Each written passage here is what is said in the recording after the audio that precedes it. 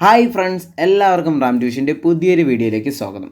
നമ്മൾ along with the motion എന്നുള്ള ചാപ്റ്ററാണ് നോക്കിക്കൊണ്ടിരുന്നത്. അതിൽ നമ്മൾ ഈ പി ഉണ്ടാക്കുന്ന കാര്യങ്ങളൊക്കെ നോക്കിക്കഴിഞ്ഞു. അപ്പോൾ ഇനി അത് കഴിഞ്ഞിട്ട് നമുക്കിനി അടുത്ത് എന്താണെന്ന് നോക്കാം.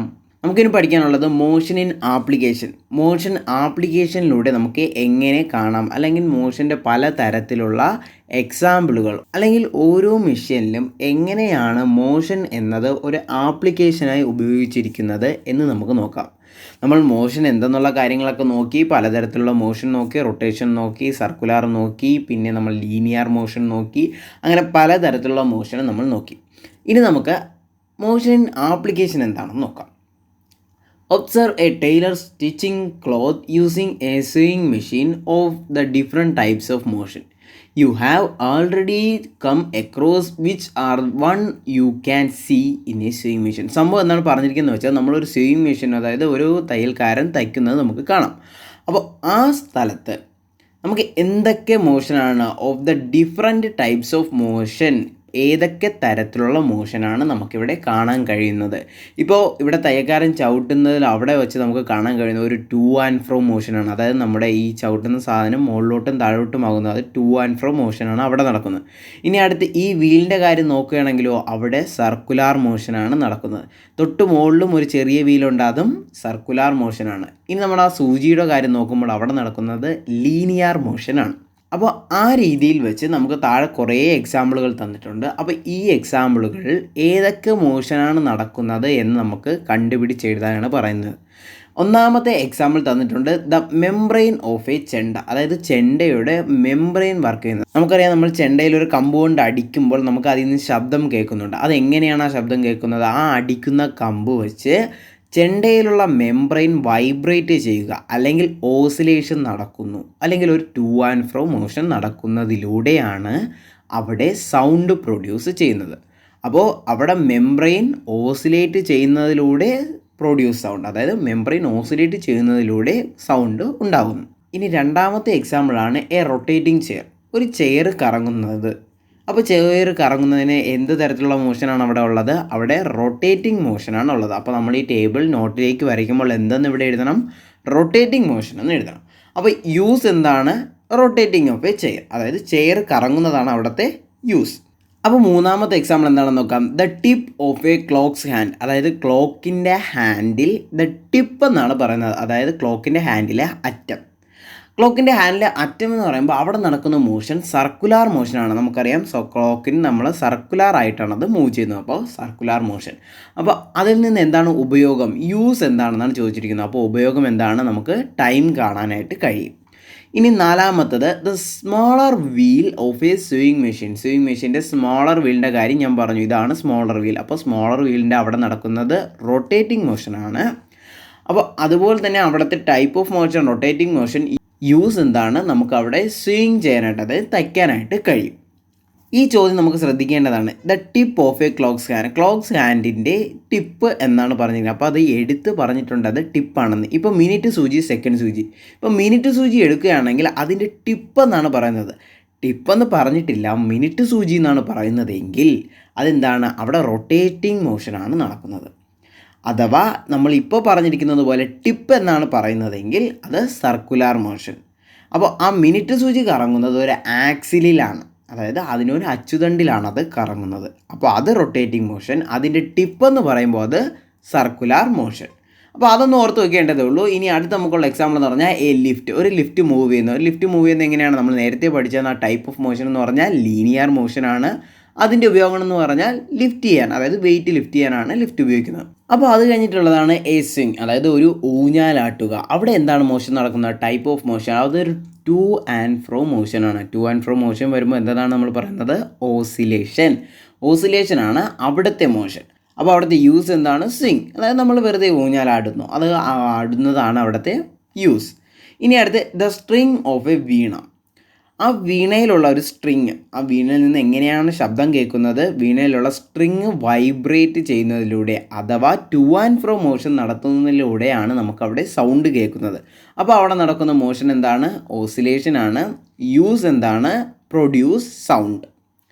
Wheels of A floor mill. അതായത് നമ്മൾ മില്ലിലൊക്കെ പോയിട്ടുണ്ട്, നമ്മൾ അരി പൊടിക്കാനും ഗോതമ്പ് പൊടിക്കാനും ഒക്കെ നമ്മൾ മില്ലിൽ പോയിട്ടുണ്ട്. അപ്പോൾ അവിടെ ചെല്ലുമ്പോൾ നമുക്ക് എന്താണ് കാണാൻ പറ്റുന്നത്? അവിടെ പലതരത്തിലുള്ള മെഷീൻ എങ്ങനെയാണ് തിരിയുന്നത്? വീൽസിലൂടെ, ചക്രങ്ങളിലൂടെയാണ് ഓരോ മെഷീൻസും കറങ്ങുന്നത്, അല്ലെങ്കിൽ ഓരോ മെഷീൻസും പ്രവർത്തിക്കുന്നത്. അപ്പോൾ ഈ മെഷീൻസ് പ്രവർത്തിക്കുന്നത് ഏത് രീതിയിലാണ്? ആ മെഷീൻസിൻ്റെ വീൽ എന്ന് എടുത്ത് പറഞ്ഞിട്ടുണ്ട്. അപ്പോൾ അവിടുത്തെ ഓരോ വീലും പ്രവർത്തിക്കുന്നത് ഏത് തരത്തിലുള്ള മോഷനാണ്? അവിടുത്തെ റൊട്ടേറ്റഡ് മോഷനാണ്. അപ്പോൾ റൊട്ടേറ്റിംഗ് മോഷനിലൂടെയാണ് ഓരോ വീലും കറങ്ങുന്നത്. അതിന് അതിൻ്റേതായ ആക്സിൽ അല്ലെങ്കിൽ അഥവാ അച്ചുതണ്ട് ഉണ്ടെങ്കിൽ നമ്മൾ എന്തെന്ന് പറയും? അവിടെ റൊട്ടേഷൻ മോഷനാണ് നടക്കുന്നതെന്ന് പറയും. അപ്പോൾ യൂസ് എന്താണ്? ആ മെഷീൻ അല്ലെങ്കിൽ നമ്മുടെ ഫ്ലോർ മില്ലിലേക്ക് വേണ്ടിയുള്ള മെഷീൻ വർക്ക് ചെയ്യുന്നത്. അപ്പോൾ അതാണ് അവിടുത്തെ യൂസ്. അത് കഴിഞ്ഞിട്ട് പിന്നെ നമുക്കൊരു എക്സ്പെരിമെൻ്റാണ് പറഞ്ഞിരിക്കുന്നത്. Let's make A toy fan. ഒരു ടോയ് ഫാൻ ഉണ്ടാക്കാനാണ് പറഞ്ഞത്. അപ്പോൾ ഇത് സിമ്പിളായിട്ടുള്ള എക്സ്പെരിമെൻ്റാണ്. നമ്മൾ വായിച്ച് നോക്കിയാൽ തന്നെ നമുക്ക് മനസ്സിലാവും. സംഭവം എന്ന് പറഞ്ഞു കഴിഞ്ഞാൽ ഈ പടത്തിൽ കാണുന്നതാണ് നമ്മുടെ എക്സ്പെരിമെൻറ്റ്. അതായത് നമ്മൾ ഈ ലീഫൊക്കെ സെറ്റ് ചെയ്ത് അതിൻ്റെ അകത്തോട്ട് നമ്മളൊരു ഈർക്കിലേക്ക് വെച്ചിട്ട് അതിൻ്റെ അകത്ത് നമ്മളൊരു ടൊയിൻ കെട്ടി പിന്നെ ഒരു ഈർക്കിലേക്ക് വെച്ച് നമ്മൾ ഈ ഒരു എക്സ്പെരിമെൻറ്റ് സെറ്റ് ചെയ്തെടുക്കുക. അപ്പോൾ ഇത് എടുത്തതിന് ശേഷം നമ്മൾ ഈ കാണുന്ന ഈർക്കിലിനെ നമ്മൾ പുൾ ചെയ്യുമ്പോൾ, അത് നമ്മൾ വലിക്കുമ്പോൾ അകത്തു കെട്ടിയിരിക്കുന്ന അത് നമ്മൾ എന്ത് ചെയ്തിട്ടുണ്ട്? ടൊയിൻ ചുറ്റി വെച്ചിട്ടുണ്ട്. അപ്പോൾ ഒന്ന് വലിക്കുമ്പോൾ ആ ലീഫ് കറങ്ങുന്നു.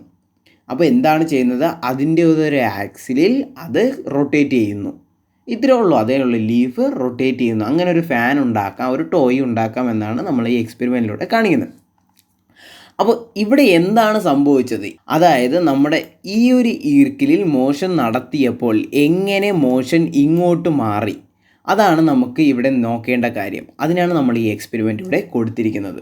അപ്പോൾ ആ കാര്യം കാണാനായിട്ട് നമുക്ക് കുറേ ചോദ്യങ്ങൾ ചോദിച്ചിട്ടുണ്ട്. പല തരത്തിലുള്ള ചോദ്യങ്ങളാണ് ചോദിച്ചിരിക്കുന്നത്. അപ്പോൾ ഈ ചോദ്യങ്ങളൊക്കെ നല്ലപോലെ വായിച്ചു നോക്കാം. നമുക്ക് അടുത്ത് എന്താണ് സംഭവം നോക്കാം.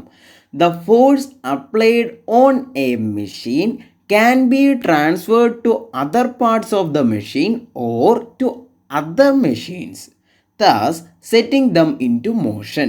അപ്പോൾ എന്താണ് പറഞ്ഞിരിക്കുന്നത്? The force applied on a machine can be transferred. ഒരു മെഷീനിൽ അപ്ലൈ ചെയ്യുന്ന ഫോഴ്സിനെ നമുക്ക് ട്രാൻസ്ഫർ ചെയ്യാം to other part of the machine or to other machines. നമുക്ക് ഒരു മെഷീനിലുള്ള ഒരു ഫോഴ്സിനെ ആ മെഷീനിൻ്റെ തന്നെയുള്ള അതർ പാർട്സിലേക്കോ അഥവാ പുതിയൊരു മെഷീൻ അല്ലെങ്കിൽ അടുത്തൊരു മെഷീനിലേക്കോ നമുക്ക് ഫോഴ്സിനെ ട്രാൻസ്ഫർ ചെയ്യാം by setting them into motion. അതിനെ രണ്ടിനെയും നമുക്ക് മോഷനിലാക്കാം എന്നാണ് പറയുന്നത്. We make use of the chain, wheel and axle, belt etcetera for this purpose. ഈ പറഞ്ഞിരിക്കുന്ന ഡെഫിനിഷൻ എന്ന് പറഞ്ഞാൽ ഒന്നുമില്ല. സംഭവം എന്തെന്ന് പറഞ്ഞാൽ നമുക്ക് രണ്ട് തരത്തിലുള്ള മെഷീൻ അല്ലെങ്കിൽ ഒരു മെഷീനിൽ നിന്ന് അടുത്ത പാർട്ടിനെ നമുക്ക് മോഷനിലാക്കാം. എങ്ങനെ?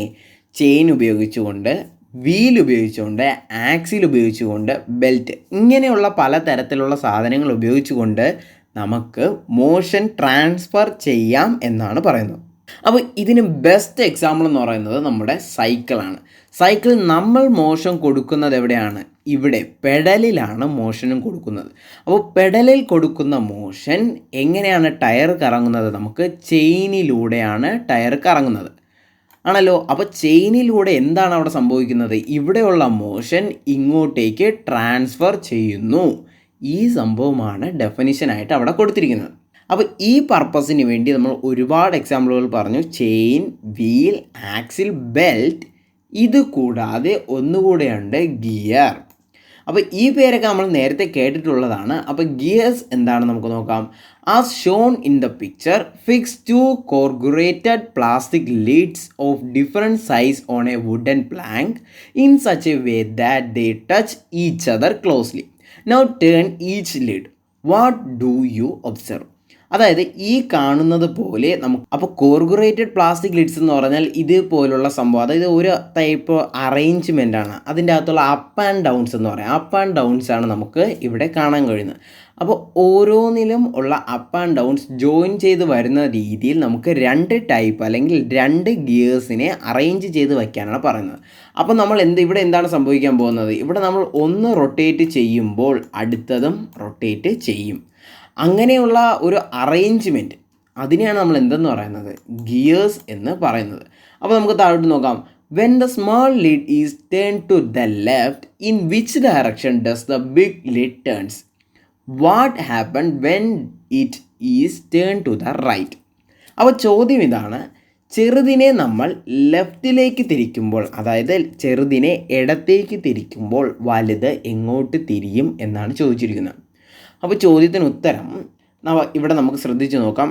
ചെറുതിനെ നമ്മൾ ലെഫ്റ്റിലേക്ക് തിരിക്കുന്നു, അതായത് ചെറുതിനെ നമ്മൾ ഇടത്തേക്ക് തിരിക്കുമ്പോൾ വലുത് എങ്ങോട്ടാണ് തിരിയുന്നത്? നമ്മളിങ്ങനെ കോർഗുറേറ്റഡ് ആയിട്ടുള്ള അറേഞ്ച്മെൻറ്റ് ആയതുകൊണ്ട് വലുത് എങ്ങോട്ടാണ് തിരിയുന്നത്? റൈറ്റിലേക്ക്. എങ്ങോട്ടാണോ ചെറുത് തിരിയുന്നത് അതിൻ്റെ ജസ്റ്റ് ഓപ്പോസിറ്റായിട്ട് നമുക്ക് വലുത് തിരിഞ്ഞ് കിട്ടും. Okay, what happens when it is turn to the right? ചെറുതിനെ നമ്മൾ വലത്തേക്ക് അല്ലെങ്കിൽ റൈറ്റിലേക്കാണ് തിരിക്കുന്നത് എങ്കിൽ വലുത് എങ്ങോട്ട് തിരിയും? ഇടത്തേക്ക് അല്ലെങ്കിൽ ലെഫ്റ്റിലേക്ക് തിരിയും, just opposite to the small lid. Does the big lid also complete one rotation when the small lids completes one? അതായത് ചോദിച്ചിരിക്കുന്നതെന്ന് വെച്ചാൽ നമ്മുടെ ചെറുത് ഒരു റൊട്ടേഷൻ, ചെറുത് ഇപ്പോൾ ഇവിടെ തുടങ്ങി ഇത്രയും ഒരു റൊട്ടേഷൻ കറങ്ങി വരുമ്പോൾ വലുത് അതേപോലെ തന്നെ ഒരു റൊട്ടേഷൻ, വൺ റൊട്ടേഷൻ കംപ്ലീറ്റ് ചെയ്യുന്നുണ്ടോ എന്നാണ് ചോദിച്ചിരിക്കുന്നത്. അത് ഒരിക്കലുമില്ല. കാരണം ചെറുത് പെട്ടെന്ന് റൊട്ടേഷൻ കംപ്ലീറ്റ് ചെയ്യും, കാരണം അത് ചെറുതാണ്. വലുത് കുറച്ചും കൂടി സമയമെടുക്കും. ചെറുത് റൊട്ടേഷൻ കംപ്ലീറ്റ് ചെയ്യുന്നത് പോലെ വലുത് റൊട്ടേഷൻ കംപ്ലീറ്റ് ചെയ്യില്ല. അപ്പോൾ വലുതിന് കുറച്ചും കൂടെ സമയമെടുക്കും റൊട്ടേഷൻ കംപ്ലീറ്റ് ചെയ്യാനായിട്ട്. ഓക്കെ, ഇപ്പോൾ ഒരു ചെറുത് 2 റൊട്ടേഷൻ കംപ്ലീറ്റ് ചെയ്യുമ്പോഴായിരിക്കും വലുത് ഒരു റൊട്ടേഷൻ കംപ്ലീറ്റ് ചെയ്യുന്നത്. അപ്പോൾ അതിൻ്റെ സൈസ് ഡിപ്പെൻഡ് ചെയ്തിരിക്കും അത്. ഇനി മൂന്നാമത്തെ ചോദ്യം, how many times does the small lid rotate when the big lid is rotated once? വലുത് ഒരു വട്ടം റൊട്ടേറ്റ് ചെയ്യുമ്പോൾ ചെറുത് എത്ര വട്ടമാണ് റൊട്ടേറ്റ് ചെയ്യുന്നത് എന്നാണ് ചോദിച്ചിരിക്കുന്നത്. അപ്പോൾ നമുക്ക് അത് എങ്ങനെ പറയാം? നമുക്ക് അതിൻ്റെ സൈസ് അടിസ്ഥാനപ്പെടുത്തിയേ പറയാൻ കഴിയും. ഇപ്പോൾ ചെറുത് വളരെ ചെറുതും വലുത് നല്ല വലുതുമാണെങ്കിൽ ചിലപ്പോൾ ഒരു 10 വട്ടം ചെറുത് റൊട്ടേറ്റ് ചെയ്യുമ്പോഴായിരിക്കും വലുത് ഒരു വട്ടം റൊട്ടേറ്റ് ചെയ്ത് കിട്ടുന്നത്. അപ്പോൾ അതിൻ്റെ സൈസ് ഡിപ്പെൻഡ് ചെയ്യും. It is interlocking of corrugations on the lids that enable one to rotate with the other. Such wheels are called gears. അപ്പോൾ ഗിയേഴ്സ് എന്താണെന്നാണ് കൊടുത്തിരിക്കുന്നത്? Interlocking of കോർഗുറേറ്റഡ്. കോർഗുറേറ്റഡ് എന്ന് പറഞ്ഞാൽ ഈ ടൈപ്പുള്ള അറേഞ്ച്മെൻറ്റിനെയാണ് നമ്മൾ കോർഗുറേറ്റഡ് എന്ന് പറയുന്നത്. അപ്പോൾ കോർഗുറേറ്റഡ് ആയിട്ടുള്ള 2 ഗിയേഴ്സിനെ ഇൻ്റർലോക്ക് ചെയ്യുന്നത്, രണ്ടിനെയും ഒന്നിച്ച് ചേർക്കുന്നതിനെയാണ് നമ്മൾ ഇൻ്റർലോക്ക് ചെയ്യുന്നത് എന്ന് പറയുന്നത്. അപ്പോൾ രണ്ടിനെയും ഇൻ്റർലോക്ക് ചെയ്തുകൊണ്ടുള്ള കോർഗുറേറ്റഡ് ലിഡ്സിനെയാണ് നമ്മൾ ഗിയേഴ്സ് എന്ന് പറയുന്നത്. Okay, such wheels are called gears. അപ്പോൾ താഴെ കുറച്ച് ചിത്രങ്ങൾ തന്നിട്ടുണ്ട്. താഴെ തന്നിരിക്കുന്ന ചിത്രങ്ങളിൽ നമുക്ക് പല തരത്തിലുള്ള നമുക്ക് ഗിയേഴ്സിൻ്റെ യൂസസ് നമുക്ക് കാണാൻ കഴിയും. അപ്പോൾ ഒന്നാമതെന്ന് പറയുന്നത് നമ്മളെ ഹാൻഡ് ഡ്രില്ലാണ്, രണ്ടാമത്തത് നമ്മുടെ മെക്കാനിക്കൽ വാച്ചാണ്, മൂന്നാമത് നമ്മുടെ റബ്ബർ ഷീറ്റ് അടിക്കുന്ന മെഷീനാണ്. അപ്പോൾ മൂന്നിലും നമുക്ക് പല തരത്തിലുള്ള ഗിയേഴ്സ് കാണാനായിട്ട് കഴിയും. ഇവിടെ കുറച്ച് ഗിയേഴ്സിന് കാണാം. നമുക്ക് ഇവിടെയാണെങ്കിൽ വാച്ചിൽ ഒരുപാട് ഗിയേഴ്സ് കാണാം. നമ്മുടെ മെക്കാനിക്കൽ ഡ്രിൽ അല്ലെങ്കിൽ ഹാൻഡ് ഡ്രില്ലാണെങ്കിൽ നമുക്ക് നമ്മുടെ ഗിയേഴ്സ് കാണാം. Try rotating the gears in handle drills and toys. Observe and find out the changes gears can bring about in motion. On the basis of indicators given below, write them down in the science diary. അപ്പോൾ നമുക്കിനി കുറച്ച് നമ്മുടെ ഗിയേഴ്സും മോഷനും അതിനെക്കുറിച്ചൊക്കെ പറഞ്ഞിരിക്കുകയാണ്. അപ്പോൾ നമുക്ക് ഇനി ആവശ്യമുള്ളതെന്ന് പറഞ്ഞാൽ നമ്മുടെ ഈ പാരഗ്രാഫാണ്. അപ്പോൾ അത് നമുക്ക് ശ്രദ്ധിച്ച് വായിക്കാം.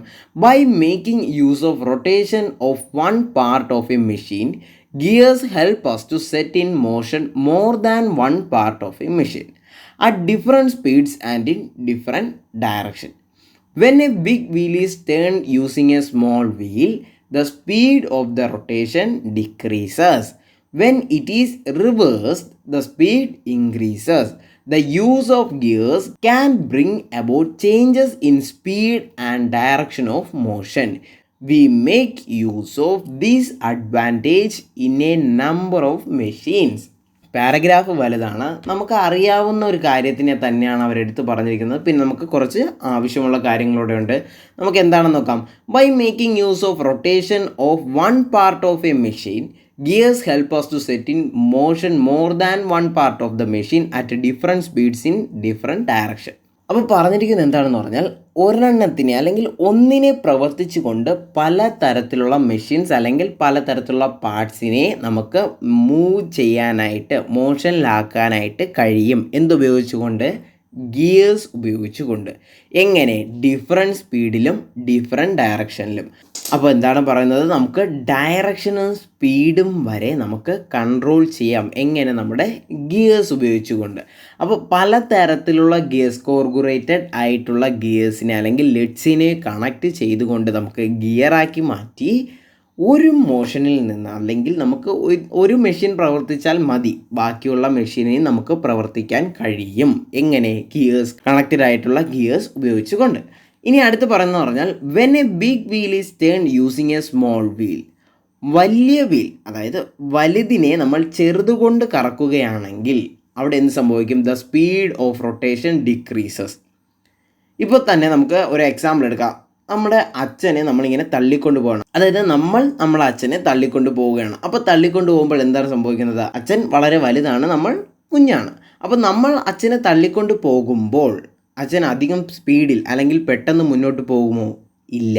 എന്നാൽ മറിച്ച് നമ്മളെയാണ് അച്ഛൻ തള്ളിക്കൊണ്ട് പോകുന്നെങ്കിലോ നമ്മളെ വേണമെങ്കിൽ അച്ഛൻ എടുത്തുകൊണ്ട് പോകും. ഓക്കെ, അപ്പോൾ ഇതേ സംഭവമാണ് നമുക്ക് ഗിയേഴ്സിലും കാണാൻ കഴിയുന്നത്. When a big is turn using a small wheel the speed of rotation decreases. When it is reverse the speed increases. അതായത് വലുതിനെ ചെറുത് തള്ളുമ്പോൾ അല്ലെങ്കിൽ വലുതിനെ ചെറുത് റൊട്ടേറ്റ് ചെയ്യുമ്പോൾ അവിടെ എന്ത് നടക്കും? സ്പീഡ് കുറയും. എന്നാൽ വലുതാണ് ചെറുതിനെ റൊട്ടേറ്റ് ചെയ്യുക അല്ലെങ്കിൽ വലുതാണ് ചെറുതിനെ മൂവ്മെൻറ്റ് ചെയ്യിപ്പിക്കുന്നത് എങ്കിൽ അവിടുത്തെ സ്പീഡ് ഇൻക്രീസ് ചെയ്യും. The use of gears can bring about change in speed and direction of motion. The use of gears can bring about change in speed and direction of the motion. അതായത് നമുക്കൊരു gear ഉപയോഗിച്ചുകൊണ്ട് അതിൻ്റെ speed നിർണ്ണയിക്കാനും അല്ലെങ്കിൽ അതിൻ്റെ ഗതി നിർണ്ണയിക്കാനും അതിൻ്റെ motion നിർണ്ണയിക്കാനും നമുക്ക് എന്തുകൊണ്ട് സാധിക്കും? നമുക്ക് ഗിയേഴ്സ് കൊണ്ട് സാധിക്കും. We make use of this advantage in a number of machines. പല തരത്തിലുള്ള ന്യൂമറസ് ആയിട്ടുള്ള ഒരുപാട് മെഷീനുകളിൽ നമ്മൾ ഈ ആപ്ലിക്കേഷൻ, ഈ തരത്തിലുള്ള കാര്യം നമ്മൾ ഉപയോഗിക്കുന്നു. എന്താണ്? ഗിയേഴ്സ് പോലുള്ള കാര്യങ്ങൾ. അപ്പോൾ ഗിയേഴ്സ് ഉപയോഗിക്കുന്നതിൽ നമുക്ക് എന്താണ്? ഇപ്പോൾ ഒരു നമുക്കൊരു കറണ്ട് ഉപയോഗിച്ച് കൊണ്ടുള്ള ഒരു മെഷീനാണ് നമ്മൾ വർക്ക് ചെയ്യുന്നതെങ്കിൽ ആ മെഷീൻ ഉപയോഗിച്ചുകൊണ്ട് തന്നെ നമുക്ക് എക്സ്ട്രാ 2 മെഷീൻ ഗിയേഴ്സ് വെച്ച് കണക്ട് ചെയ്ത് നമുക്ക് വർക്ക് ചെയ്യിപ്പിക്കാൻ കഴിയുന്നു എങ്കിൽ നമ്മളവിടെ എന്താണ് ലാഭിക്കുന്നത്? ഇലക്ട്രിക്കൽ എനർജിയാണ് അവിടെ ലാഭിക്കുന്നത്. അപ്പോൾ ഒരു മെഷീൻ ഉപയോഗിച്ചുകൊണ്ട് നമുക്ക് ഒന്നിൽ കൂടുതൽ 2, 3 മെഷീൻ നമുക്ക് വർക്ക് ചെയ്യിപ്പിക്കാനായിട്ട് കഴിയും. എന്തിലൂടെ? ഗിയേഴ്സിലൂടെ. ഇതാണ് ഗിയേഴ്സിൻ്റെ മെയിൻ ആയിട്ടുള്ള ഇമ്പോർട്ടൻസ്. അപ്പോൾ ഫ്രണ്ട്സ്, ഇതോടെ നമ്മുടെ ചാപ്റ്റർ തീർന്നിരിക്കുന്നു. എലോങ് വിത്ത് ദ മോഷൻ എന്നുള്ള ചാപ്റ്റർ നമ്മൾ പാർട്ട് 1 ഉം 2 ആയിട്ട് നേരത്തെ തന്നെ അപ്ലോഡ് ചെയ്തിട്ടുണ്ട്. ഇത് പാർട്ട് 3 ആണ്, ഫൈനൽ പാർട്ടാണ്. അപ്പോൾ ഇനി നമുക്കുള്ളത് ഏകദേശം നമ്മുടെ സിഗ്നിഫിക്കൻറ്റ് ലേണിംഗ് ഔട്ട്കംസും ലെറ്റസ്റ്റ് അസസും കൂടെയാണ്. അപ്പോൾ പോകുന്നതിന് മുമ്പായിട്ട് എല്ലാവരും ലൈക്ക് ചെയ്യുക, ഷെയർ ചെയ്യുക, സപ്പോർട്ട് ചെയ്യുക. അതുപോലെ തന്നെ നമ്മുടെ സബ്സ്ക്രൈബ് ബട്ടണും കൂടെ ഇനേബിൾ ചെയ്ത് സബ്സ്ക്രൈബ് ചെയ്യുക. അതുപോലെ തന്നെ അതിൻ്റെ കൂടെ കിടക്കുന്ന ബെൽ ബട്ടൺ കൂടി ഇനേബിൾ ചെയ്തിട്ടാൽ നമ്മൾ അപ്ലോഡ് ചെയ്യുന്ന വീഡിയോസ് അപ്പോൾ തന്നെയായിട്ട് നിങ്ങൾക്ക് എത്തുന്നതാണ്. അപ്പോൾ നോട്ടിഫിക്കേഷൻ മൂലം എത്തുന്ന വീഡിയോസ് നിങ്ങൾക്ക് എത്രയും പെട്ടെന്ന് തന്നെ കാണാവുന്നതാണ്. അപ്പോൾ അടുത്ത വീഡിയോയിൽ ഫുഡ് ഫോർ ഹെൽത്ത് എന്നുള്ള അടുത്ത പാഠമായി കാണാം. Okay, by.